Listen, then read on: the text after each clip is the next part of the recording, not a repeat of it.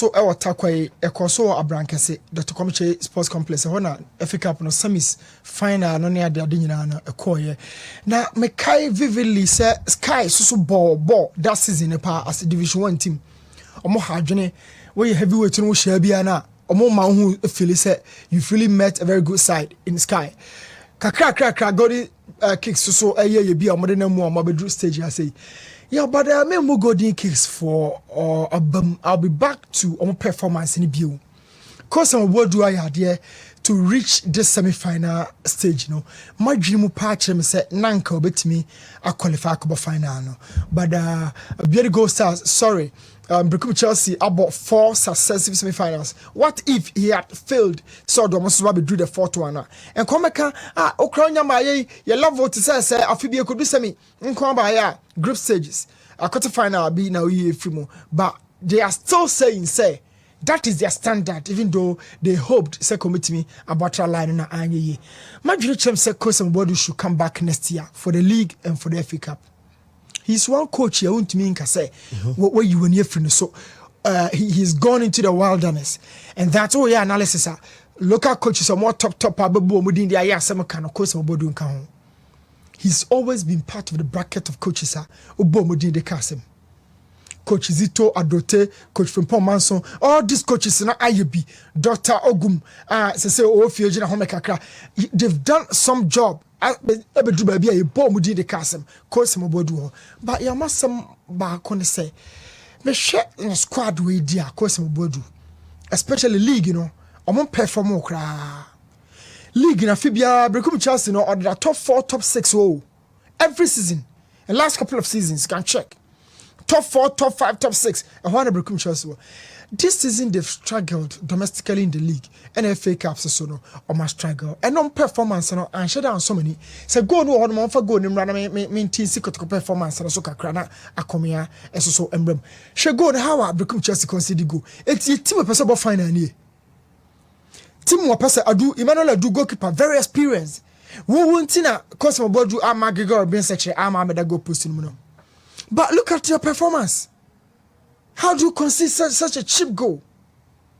Bono na kanye Albert Kran share ya. E ka Justice Billy Ben knock ball no dey turn it.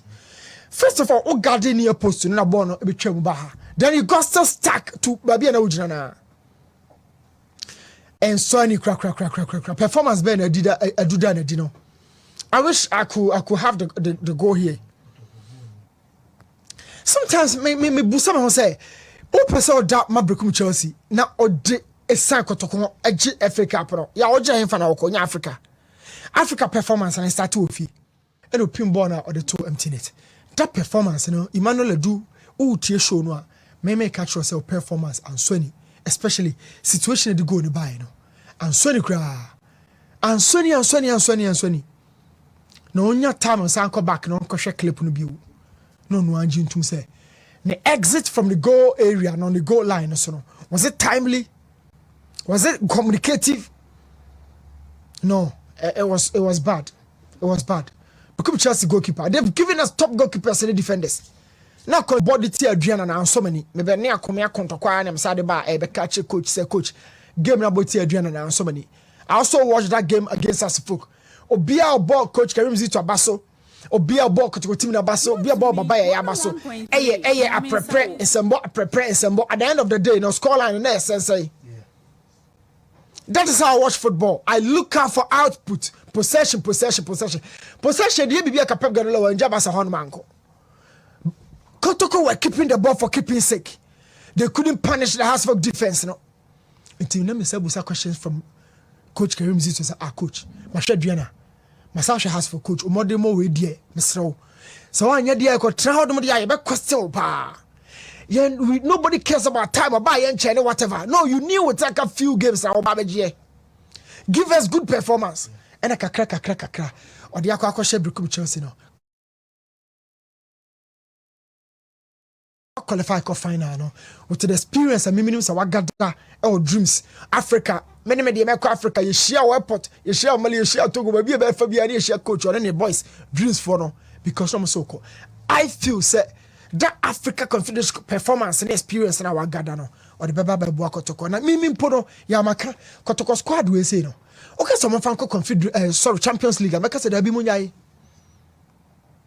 Kotoko squad means me more Champions League no Nations Gold Stars bet me age Ghana League no me make so mo Champions League because the clubs are now growing. I feel no more build up foundations. If you go Champions League, you show more 10-0, 15-0 krano. Okay. Or more Diego no maba mu fie. Mo so akobi no maba. Nations as so okono aba. So what you say. Now Nations go Champions League, our expectation krano say. Now no doctor no create team ni na dia na sabe. Or go Champions League and expectation is say. Go Stars go Champions League and expectations in say. But Kotoko Champions League na. Meme no you be demand a lot from these boys. And we will not be fair. But France, the homogeneous fairness, homogeneous fairness. Because we Champions League, and I'm going to say, so me imagine pano yao. Imagine me say, Frederick Asare, Kamara mo, Patrick Assi Dumo, Kote mo, Justice Blame mo, Intim Manu mo, Emmanuel Lantry, Saka Dauda, Patrick Assi. This squad, yao, they really befit the Confederations Cup, and yet the Champions League, you know. It's my member coach Karim Zito na baso say what my GFA Cup no a free some board with some now on the boys and unprepared definitely go the kicks I had here to reach this stage of the FA Cup no and yeah bad but Kotoko Confederations Cup yen can see so omoko say omoko golden kicks for Zito factor no kwanti Zito no golden kicks obesho mo Kotoko Africa must start it and prepare. Oma Confederation ka almost starting play. Confederation no, o medru kwan na ma CAF emfa wo fixtures ne ma ansa no start ya hwehwehwe hu ba bia wo pe o. Now edomo di Kotoko animu no, ese mo gire ba bi ehu how ese so mo run club no. Oma to mo na ba ko de see Confederation take this. Golden kicks intimi ni Kotoko film. Ono golden kicks na Africa no kwa onko. They know. Yo, the Africa this conversation, I mean I'm not hiding behind it. The Africa we are talking about, you know. And yeah, by Rabrajo, golden kicks they know. And the Zito factor non chima golden kicks for no. I don't need it. Oh, Zito buy na. Zito buy no. Onwa mu be na ka say ne kire. Ono do mo qualify buy. But he knows the team. Zito will never sit down say golden kicks enyini free Kotoko. Now fa Kotoko. Next is about Kotoko buy dey. Or the Kotoko dey fifth. And I don't boss semi final. No ano dey Zito buy ye you ogumadi no ano no. Onu ni nim South Africa no be yi ebe man nsa ho aye clean pa. Coach Zito knows this. And he knows I'll tell him. Says so my golden kicks baba you free mu dia. E dey kebesa ko Dr. Ogumchawo. Yo, take this from me. So golden kicks Ziko to free mu no must stop for going to Africa. We will go back and apologize to Dr. Ogum. Samu. Nani na djuma na Zito be no way. Somebody should pinpoint to me. Golden kicks are stop Kotoko from going to Confederations Cup. Na league no matter so 5th or 4th. Then somebody would have to ask say why did you sack Ogum? Na djuma na Zito ye no way. Okay. Meza. Yes, I think say and your mom you know establish in the MTN FA Cup this season say zone 3 of the division 1 and the strongest. You di kan no. Because omon kwane my true democracy. Obobo the quarter final of the FA Cup. Zone 3 for na asaso my Trump divisa. Semi final. And omon sama a golden kicks in the final. It is just omuzuno in worship a strong. The account me so near say fancy this is a competition. It prepares you solidly well for various competitions that when necessarily so qualify for African competition. You look at Kotoko, any baby or monam, any baby or makakopina. The biggest team at Kotoko boy in their quest to go to the final. No, to be very honest with you, Nebrukum Chelsea. Because 11 wise, true democracy, maybe I no money no munyambo. Any big game, especially playing against the Premier League side. No more first one Nebrukum Chelsea. And Mary and Fisu said, Nebrukum Chelsea soon Kotoko way the third time of Muboni this season. First one Kotoko ne omokobo draw. The second round Kotoko be show mo by 1-0 and na jete be ball last minute goal in the two net. And omo games in is so close to a certain extent say and your marketing kitty na decide game and the business say see and run. Kotoko ni brekum Chelsea games this season. It has been that close. And in your games, I can say Kotoko sad that brekum so and I say brekum Chelsea sad that Kotoko so. Ebeng. It is the little mistake you do. Fancy results in the quality and the kutia woman. Golden Cakes in the Atram division, omo the same pitch as zone 3. It's omo momo pa, omo training with the same pitch on cry. Oma is saying you are for. It's a no talk on mummy. I'm not saying you are not talking and you're competitive.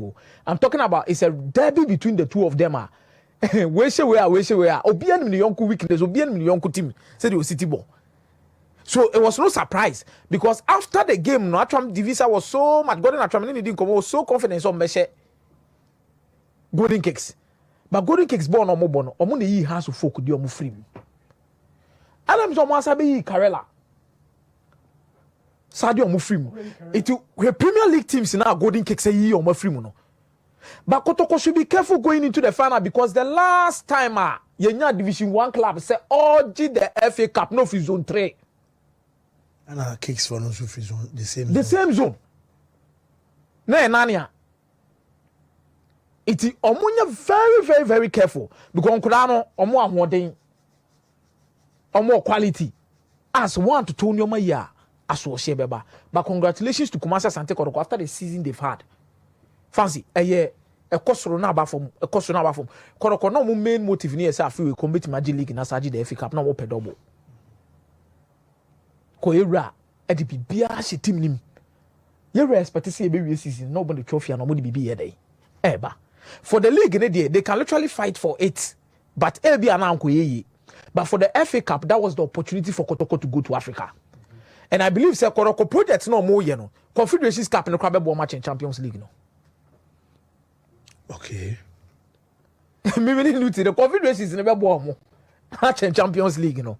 On control ugly. There be Champions League there. Champions League. Sana assembly and say be on your dibu for nebia. Oh, na the Rainbow group stage now when your favorable draw to say the dreams FC na. Oh, Karim Zito with the experience or no kwabo through the semi-final. Or even if when you get to the quarter-final, you've done enough. Then the following season you fight for the Confederations again. Both Confederations in the 2, then you want moving next now Champions League. You see squad planning and team planning. They told me I find you maybe to turn crowd. Obeti me fast forward do project na kobo animu but area obepepre won asa akwara keto a onye ndi be 10 years. O sorry anu aso na bucket kakraka na di so agu mebebu ni kom. So sometimes our class might talk. Oh you were higher through her. Oh we dey betimi abo but I'm telling you ko mebu. It know your standard. The one grona o kono na o mu peja. Fancy Newton. I think say enkomo bi so koso in and around. Within the next 5 minutes here, I'm person me this and come on and yes. Yes. And the issue near say yes. At Kumasi Asante Kotoko currently, Nana Apenkra does not take part in decision making when it comes to your top player A, player B, and I have coach A, coach B. Ne DNA say your coach Kwesi Appiah and your Malik Jabe. Bibi a player who bibia. If they agree, then an Apenkra sanction say A and a B mubeti day. Mubeti afa. Now with the discussion around the coaching, no. Because I know one player on our back room as your my BB. The only stumbling block is a player on contract that woman on it. Say I know there's one player Kotoko or maybe BB on. The only thing that them tell me is a boy for pen. Pen and see papers. Remember so? Now me can't be see as so. Pen and the paper and I castle mobile sign. That player and you didn't call you know. Nana na penka cry to train and ask a cry. I don't know one casaka said debi. Munko Kwesi Appiah. Kwesi Appiah jitu mwa. Nyama akoda na ide. Omo na Kwesi Appiah so a nice player, solid player, onibonebo. With the coaching no, and your mommy you know because they say no supporters no. Ejina Maxwell kunedu. And now, Coach Kwesi Appiah, so fresh Coach-Boadu. Division in no. Supporters leaders. Almost share Maxwell kunedu. Even and before any game no crown, almost say share Maxwell kunedu. Nini didn't come. And now Coach Kwesi Appiah susujina ako fresh Coach-Boadu. Nini didn't come do actually. first in common na duro akira mama discuss sikasem nyina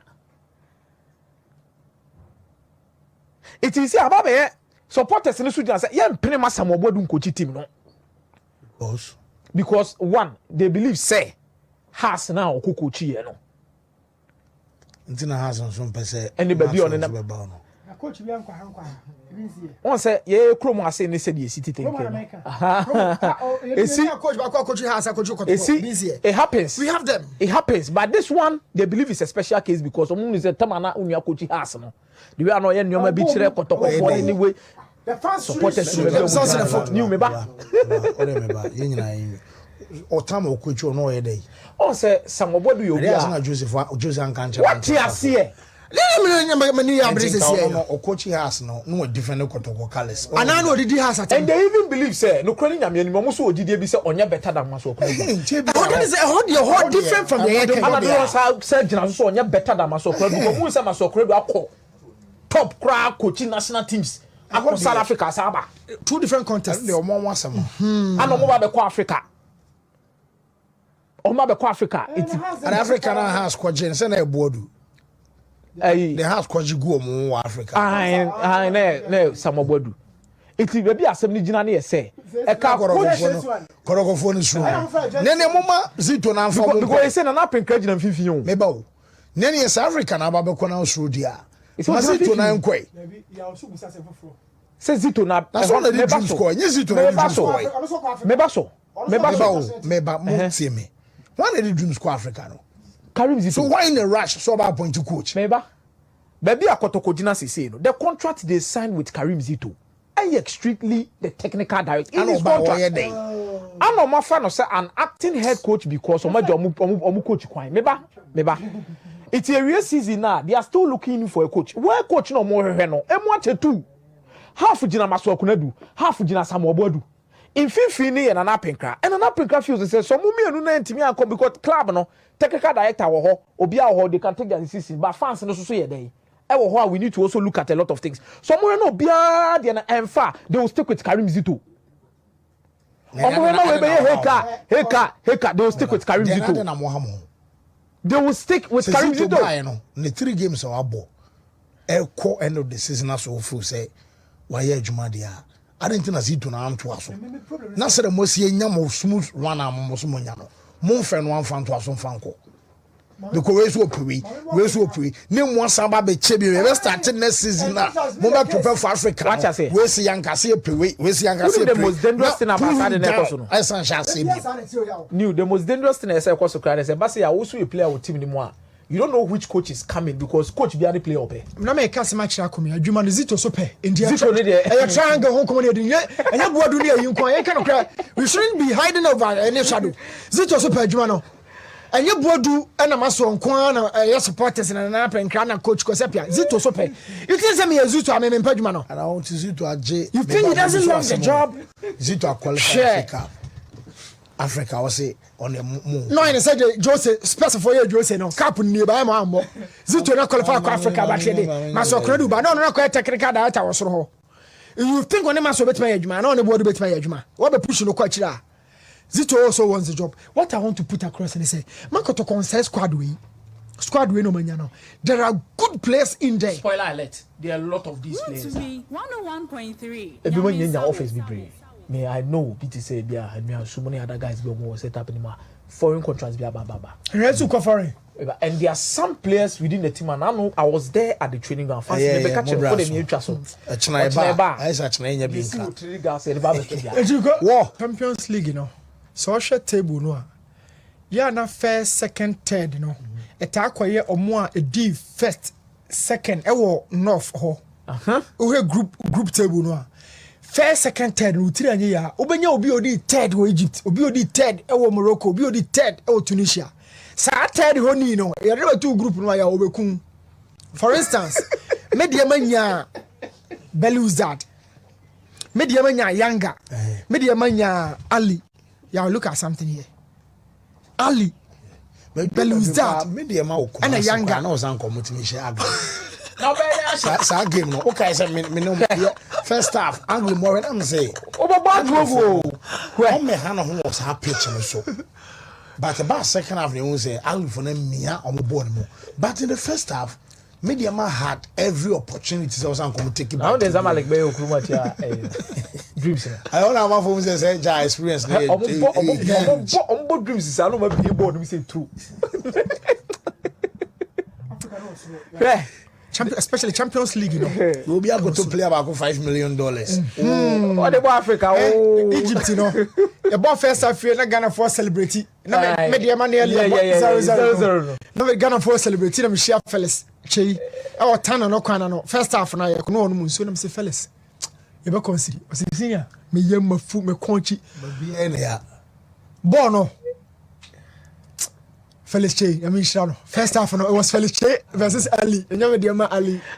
Ni oya ni sase yo ni yam na fu ni ti na omo hete bank one for apart from the ball pie first half start first half no you free second half no ba no you so the person tell savage not touch line and we say no show mo say no say na dey na what dey hank of we you mo dey here you know achi no but say the person tell ba Ali Dieng na we could just person tell say I China no dey na me moto o dey na moto kro wanyam paso do yeah so ko achi na me hwen na but ho ha no me hwena mpese me katwi pese me kabro fo esmum doso akwano ko gina field no so no yawo hona Nuruddin Abdullah Nuruddin be catch me say senior Ali fo no obeka da we motia oh ha papa we heard these teams now more players now they start to dominate your national teams.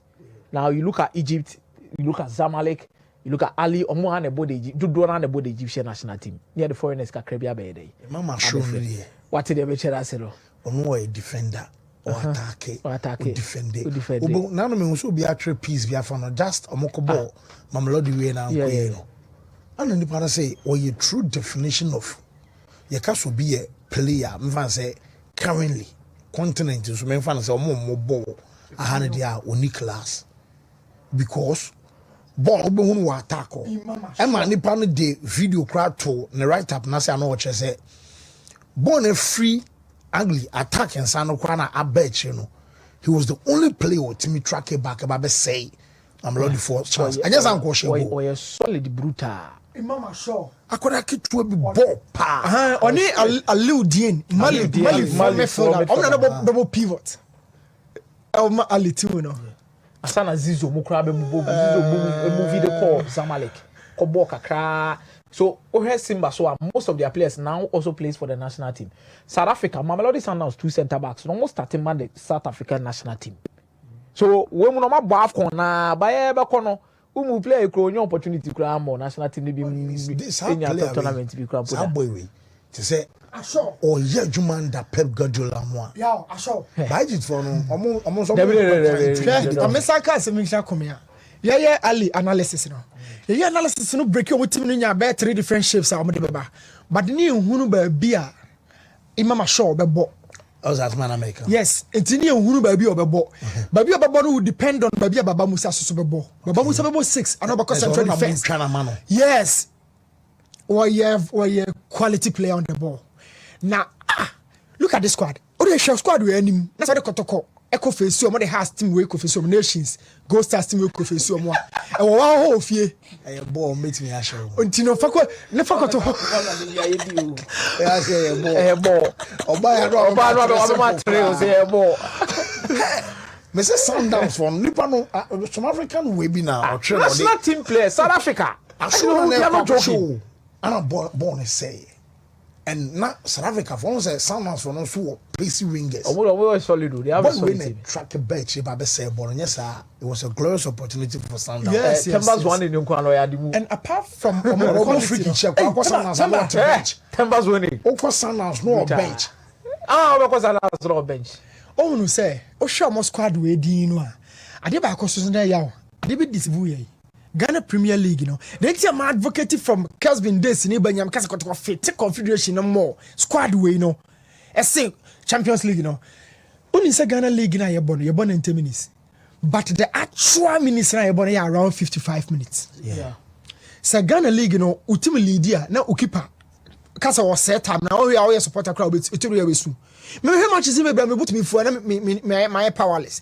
The waste na you call Champions League, you know. I swear na pesa Ghana team sini na kabom no better stance no wo no ato no ba so say ball no control na wo kwaji nsu anom a o ji nsu no na mato throw no was atu nsu no ko bench wo no was admirika ekotake e ho na e bo 90 90 for 90 56 bo bia ye di kodu ne ye chocolate kakra me ye show obisa I dreams na busa media ma even in Swaziland recently omunyina beka cho so onya koba usua de yes okoba no ni woni be fi woni ma bi ho e ma hu say no because me kai say media me bo ugly wa ha no obi ase na ka say hwenkofo no jisi say so quality no cost obi ase ali for jisi na say jisi nipa no di ali enim no na wa nipa bishop na be boy amane say the number of cars they demanded and your mom do bibia begum ni jesi ni your mom de ba kroma ne de omo operate as omo club no your mom different bus color omo so mpe red buses no omo pe bus ba ko o se mom bus be 2 and 3 because mo ba ko mo de omo nyoma nkwa sa pe mono kete ni sa ne omo nkwa omo pe mono ni so ni na bia ni bibia ba na sa wifi ni bus no monje na do makọ ko fa bu akọ be do stadium do mo free Lancaster ko stadium na ko fa bu akọ ansa omo hia de map wo it from Lancaster Golden Tulip onim say baba yara wa se ho no abom map no so yes it is a bus wifi ni bus no omo mfa o person track na o no ko de kroma o do ko fa Cairo ansa no do ba be stadium but I think more money is coming into the CAF competitions into the quality ne kosoro it is a okono anya wo ho adwuma yie no one prepare yourself here when begu ase because can be mu no the quality ne kosoro which is true. Because even at the group stage, I had the amount of money I'll be and even who participate in keke no first name participation fee. But over the way as I say, Pizzo must money more CAF president. Motsepe. Mo CAF competitions na. Ebe kakra mo. Ansha ye be sebi kebia ke Europe market se Victoria Pleasant. And I say Belarus mu teams ni because the quality in the budget now. Very honest with your people. We are struggling. Look, Mama Kase mention. Coach-Boadu team now the Ghana League, you know, a futumo squad no. Salif Ibrahim no. They were superior domestically. Quality for quality. Coach-Boadu team now the futu and sabotre net partnership in midfield. No nya Fatau, Ado Vuka, Latras, no ba nya mo alasa ne boy we me referee didn't remember 5-5 that team you know domestically they were superior but when I almost Kansas the Kansas and Tunisia team no be yes didn't do anything omo do am be bia no omo he has free mo that sika kono team na na come ekono check sika susu team no na me kasa team no me say ko so nye na Zesko Krowe was Sike mo de na bobo pa. Sike team na no dey call yes Yakuba Shafiu Kwame Bonsu Jordan Opoku Wahab Adams Maxwell play Kotoko Imc look at that squad domestically if you know they were superior if you want to be Kotoko that squad no Yakuba ne Fatau partnership no Imano Jamfi Masobako Sinenu Conte double pivot no but omo Bowl Africa no Martinentry created to be able to bench never or job ball to the left domestically that squad was superior and to say them they to Coach-Boadu has a focus no but Bowl outside Ghana no who level omo born Ghana na me who say gap ni wom nti ye benya ye bet me adru be benya yen second slot on the back for both the Champions League and the Confederation. And I make us say let's understand since 2009 yeah na yenya Liberty Dwarfs Chelsea 2012 say one slot and na 2 2012 na 2 yeah na Confederation na back say free 4 ba me ensa and about 2 you deal is back one into 2 no Chelsea 2012 na Chelsea ba Africa na 1 for Champions League. Those days you know and na Dwarfs Liberty King Faisal Efa Confederation and more and on has Confederation one penny baby no Champions League no Champions League you know tell me who Confederation is no for 2004 omo me no be ball final no na has J na say akoya Kotoko ya rivalry no say yes ekwaje we be modern day no we mu akwaje but omo me no pa de no Champions League no then as sikani kwa yi ayen fa na ntena sika for da bre then na kotra amankwa mo area ho he say has na Kotoko confederation mpo no prelims patim prelims but they fought for the Champions League. It used to be their competition.